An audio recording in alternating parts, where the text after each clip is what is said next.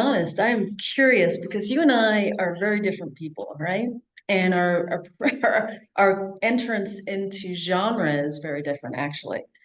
You know, I was finding all sorts of interesting books just because I was a kid and it sounded good and I would just get it, or because I forgot to like cancel the automatic book of the month that would just show up on my doorstep. And then I was like, oh, fuck, though I wouldn't have said fuck at the time. And I and I ended up reading it. You know, there's a way in which, for me at least, because partly because I'm a woman, and partly, as you mentioned at that time, I'm a little younger than you, probably less than I'd like to admit, but a little bit.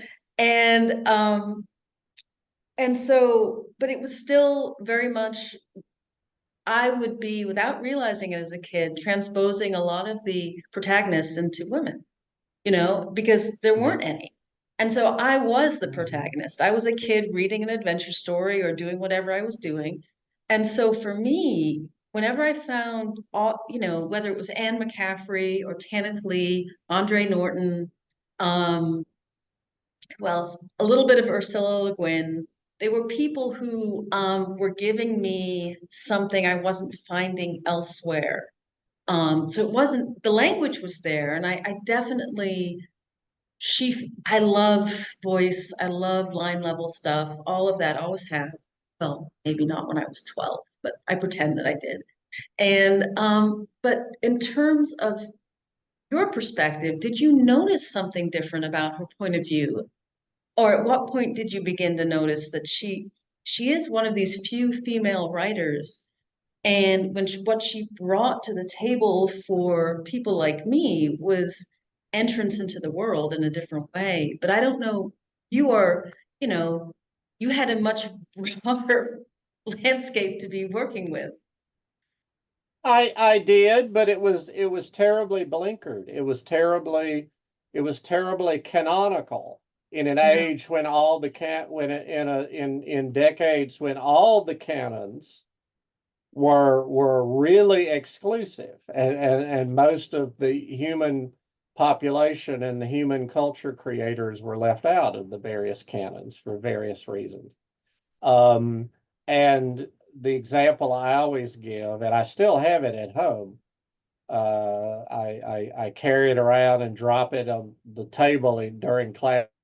When I was an undergrad in the early 1980s, the British literature text for our intro class, our required intro class, was the Norton Anthology of English Literature, the one-volume major authors edition, and it had a montage, a slideshow, in effect, on the cover of little mugshots or illustrations of all the authors therein.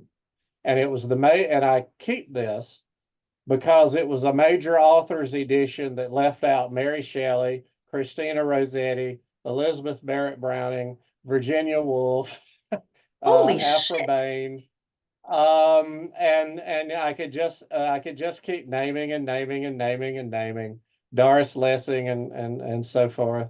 And in fact, what do you know? All the women. It was an all male major authors edition of the Norton Anthology, and the editors included a woman. And my professor as an undergrad, who was marching us through this book, was a woman. Was there ever a conversation about how come there's only men in here from anyone? I don't remember the teacher offering that. I don't remember students offering that. But here's the terrible thing, Julie. Even if somebody had brought that up, I would probably not have noticed it or registered it or thought about it, Yeah. because I was just receiving the reading lists that I was given. All credit to whoever was doing the book purchases for the Batesburg Public Library in the 70s and 80s, I was because thinking that. they had absolutely everything from every science fiction title from Doubleday, for example, which was how I discovered Manly Wade Wellman, for example. shall we say, profound effect on my career.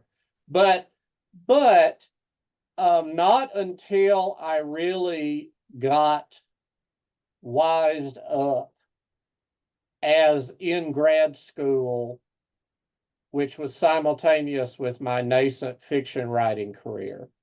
They were simultaneous. I started writing fiction so that I would have something to submit when I was applying to fiction programs, to creative writing programs. And then once I was in the creative writing programs, everything I workshopped, I would be sending out, for publication. And all the women around me, and it was largely women in these programs, so were pointing out to me, well, why that is, and you look at this syllabus, and they were educating me on all the ways that somebody handed me Joanna Russ's How to Suppress Women's Writing, and I read that and I thought, oh my God, I've been suppressing women's writing, but it takes this sort of it takes When you're, somebody thumping you on the head.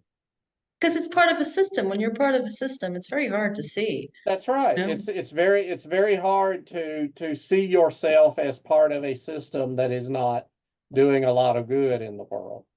So that made me then increasingly value the people like Tanith Lee, the people like Angela Carter, the people like Octavia Butler, who had just